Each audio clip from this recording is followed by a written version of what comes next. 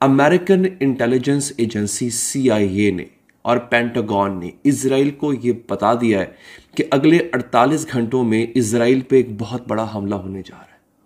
खुद संभल जाओ, जो तैयारी करनी है कर लो। यानी वो कह रहे हैं कि जागते रहना, साढ़े ते ना रहना। अगर ईरान हमला करेगा तो ये हमला किस तरह का होगा, किस तरह से ये हमला किया जाएगा? क्या ये ईरान प्रॉपर से होगा या ईरान अपनी किसी प्रॉक्सी, किसी मलेशिया को इस्तेमाल करेगा, सीरिया से यानी मुल्क शाम से? क्या होगी भी, ये भी मेरा सवाल है। 110% है। यानी ईरान इजराइल पर अटैक करेगा डायरेक्ट। Okay, direct. ये इसका मतलब है आपसे मैंने कहा था कोई ताकत नहीं लड़ेगी, लेकिन जिस दिन मुल्क से मुल्क की फौज लड़ने पे आ गई वहीं से आलमी जंग का आगाज होगा। तो ये मुकद्दस जंग का आगाज है ना, आखिर-उज़्ज़मा की जंग का आगाज है। अमेरिका की जो बालादस्ती को चैलेंज कर रहा है वो इजराइल है, न कि चीन और रूस। तो अमेरिका को सबसे पहले जो कोई काम करना चाहिए अपने बालादस्ती को बहाल करने के लिए, वो इसराइल पर जो है को राज़ी करे और इसराइल को दबाए, इसराइल को असला बंद करे। अल्लाह की कसम, किसी भी मुसलमान को हम माफ नहीं करेंगे।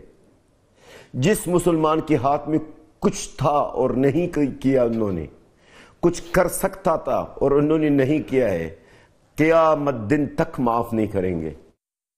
জয় হিন্দ বন্ধুরা, আমি দীপ আর আপনারা দেখছেন আপডেট ইন্ডিয়া। বন্ধুরা, অলরেডি আমি আপনাদের এর উপর আপডেট অর্থাৎ ভিডিও বানিয়ে জানিয়ে দিয়েছি যে গত 24 থেকে 48 ঘন্টার মধ্যে ইরান ইসরায়েলের উপর হামলা করবে। হ্যাঁ বন্ধুরা, এমনকি খবর এটাও বেরিয়ে এসেছে যে ইরানের তরফ থেকে 100টি ক্রুজ মিসাইল আর 100+ ড্রোনকে সম্পূর্ণ রেডি টু ফায়ার মোডে রেখে দিয়েছে। মানে ইরানের এক সিগন্যালে বা এক বাটমে সমস্ত মিসাইল আর সমস্ত ড্রোনগুলো, মানে ইরানের একটি ইশারাতে সমস্ত মিসাইল আর সমস্ত ড্রোনগুলো ফায়ার হয়ে যাবে। হ্যাঁ বন্ধুরা, কিন্তু এখনো পর্যন্ত এর আগের যতগুলো খবর বেরিয়ে এসেছিল ততটাকে নিয়ে কেউ সিরিয়াস হয়নি, কিন্তু এইবার সিরিয়াস এই কারণে কারণ এলিট লেভেলের কমান্ডার বা জেনারেলকে মেরে দিয়েছে। হ্যাঁ বন্ধুরা, এটাতে ইরান ভড়কে যায়।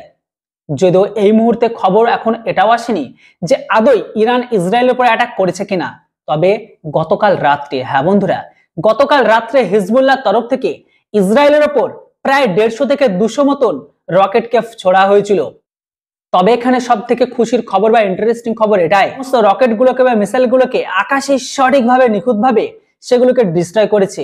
মনে হচ্ছে এখানে ইসরায়েল আর হিজবুল্লাহর মাঝে বা এদের সাথে ইসরায়েল টেস্ট ফায়ার করছে যে আদৌ আমাদের এয়ার ডিফেন্স সিস্টেমগুলো কতটা ক্যাপাবিলিটি। আমার তো এটাই মনে হচ্ছে। যাই হোক, এখন এই বিষয়টাকে নিয়ে পাকিস্তানের মিডিয়াতে ভীষণভাবে চর্চা। পাকিস্তান প্রথম থেকে ইসরায়েলকে দেখতে পারে না, ইসরায়েলের শত্রু হিসেবে দেখে। তো এইদিকে আবার ইরান আর ইসরায়েলের কথা বললে অপরদিকে আমাদের সাথে ইরানেরও সম্পর্ক গুড রিলেশন। তো ইসরায়েলের কথা কি আর বলবো, ইসরায়েল ভারত ভাই ভাই। এমতো অবস্থায় কোনো সন্দেহ নেই সমস্ত ভারতবাসী সে মনে প্রাণে আর মুখ থেকে বলুক বা না বলুক সর্বদা কিন্তু ইসরায়েলকে সমর্থন করে আর এখনো করবে, যেটা আপনারা জানেন আর আপনি ভিডিওটি দেখলে তো অবশ্যই আপনি করেন। যাই হোক, এখন খবর বেরিয়ে আসছে যে কোনো মুহূর্তে আক্রমণ হতে পারে। এটার উপর আমেরিকা অলরেডি আগে থেকে বসে আছে রেডি হয়ে, যে একবার ইরানের একটি ছোট্ট ভুল ইরানের নকশা থেকে মিটিয়ে দেওয়ার জন্য প্রস্তুত। হ্যাঁ বন্ধুরা, আপনারা জানেন ইসরায়েল এমনই একটি দেশ যে নিজের দেশের ভেতরে বা নিজের মানুষের উপর বিপদের এতটুকু গন্ধ পেলে সে আগে গিয়ে সেই বিপদের জোর থেকে মানে একদম গোড়া থেকে সেটাকে উপড়ে ফেলে। হ্যাঁ, আর এই ইসরায়েলের উপর যদি ইরান যদি হামলা করে এতে কোনো ডাউট নেই ইসরায়েল সমস্ত কিছু সীমাকে লঙ্ঘন করে দেবে। মানে এখনো পর্যন্ত ইতিহাসে যেটা হয়নি সেটা কিন্তু হবে।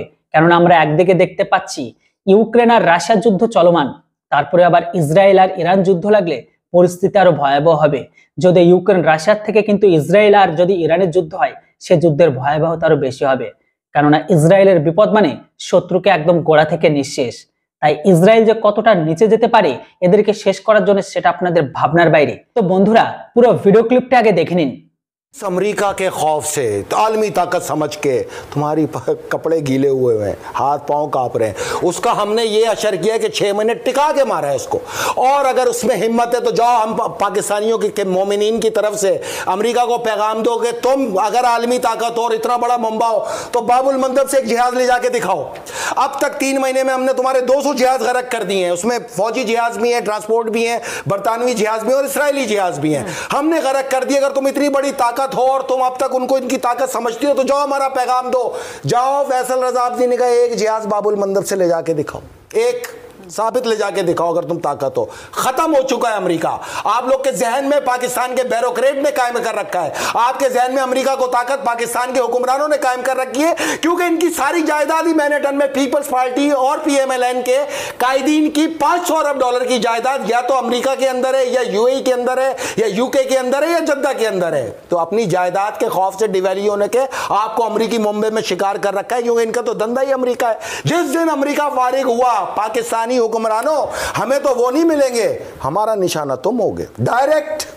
ईरान जरूर करेगा, लेकिन वक्त दे के करेगा, क्योंकि वो अब जब तक एटमी ताकत नहीं बनता है, वो उस वक्त तक वो इजराइल उनको चिढ़ाता रहेगा, इश्तियाल दिलाता रहेगा, और वो चाहेगा कि कोई ऐसे जवाब बन जाए कि डायरेक्ट ईरान पे हमला के लिए अमेरिका तैयार हो जाए। और अमेरिका तैयार नहीं होगा, क्योंकि अगर वो हत्मी बमबारी भी करता है एटमी हमले के अलावा, तो ईरान फिर भी उसका जो अंदरूनी फ़र्दों में जो उनका जो एटमी पावर प्लांट है वो नुकसान नहीं पहुंच सकता। जिस पे वो कार्रवाई कर रहे हैं वो बहुत ज़मींदोज़ है।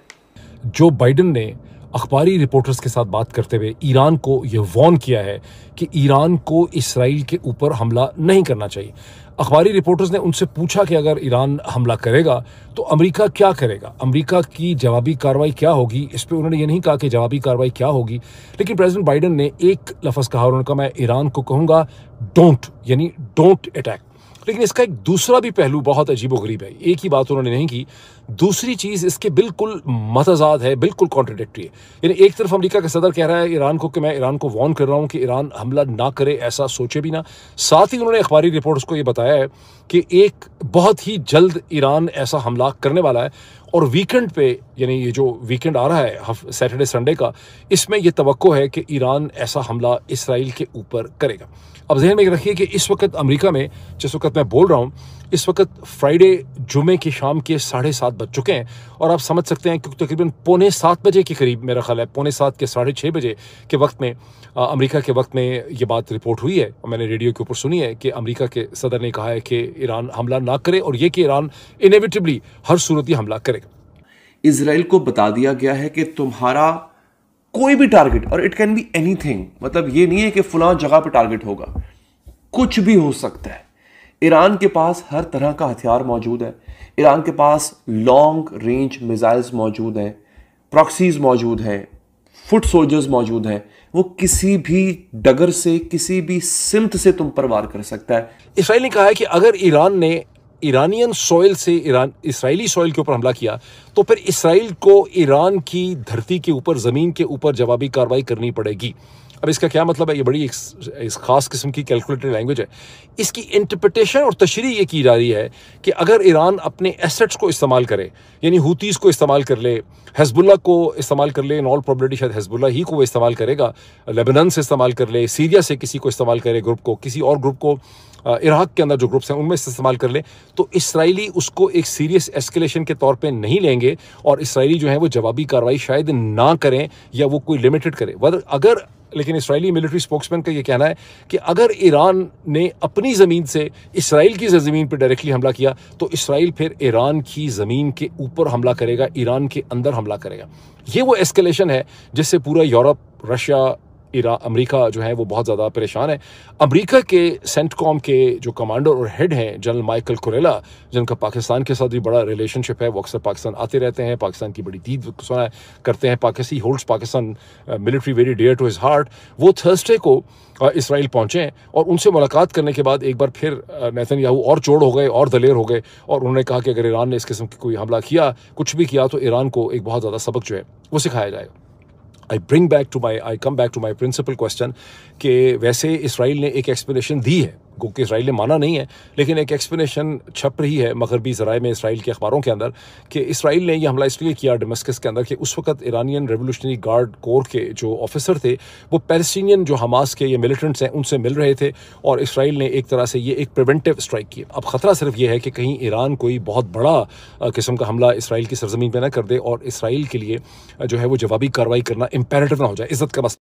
ভিডিওটা আপনারা এতক্ষণ পর্যন্ত দেখে থাকেন বা শেষ অবধি যদি দেখে থাকেন, তাহলে অবশ্যই কমেন্ট তো একটা করে দিয়েছেন। দেখুন, এই মুহূর্তে আমরা ইসরায়েলকে সমর্থন করি, তবে ইরানের তরফ থেকে এখনো পর্যন্ত কিন্তু ইসরায়েলের উপর কোনো আক্রমণ হয়নি। হয়তো আজকে রাতে আক্রমণ হলে হতে পারে, জানি না আদৌ আক্রমণ করবে কি করবে না। তবে পরিস্থিতি অনেক গরম, কেননা আমেরিকা অলরেডি বা আমেরিকা থেকে শুরু করে পশ্চিমা মিডিয়া পর্যন্ত খুফিয়া এজেন্সি তারা অলরেডি ইসরায়েলকে বলে দিয়েছে তোমরা তোমাদের মতন যতটা পারো প্রিপারেশন নিয়ে রাখো, ইরান যে কোনো মুহূর্তে 100 ক্রুজ মিসাইল 100 ড্রোন তোমাদের উপর ছুড়তে পারে। আর এরপরে যে পাল্টা রিটালিয়েশন দেবে ইসরায়েল সেটা থাকবে দেখার মতো। যেটা বন্ধুরা পুরো বিষয়টির উপর আপনাদের কি মতামত? ইরান কি আদৌ ইসরায়েলের উপর আক্রমণ করবে না সবটাই ফাবড়বাজি? আপনাদের মতামত কিন্তু কমেন্ট বক্সে অবশ্যই লিখে জানান। Thanks for watching. Jai Hind, Vande Mataram.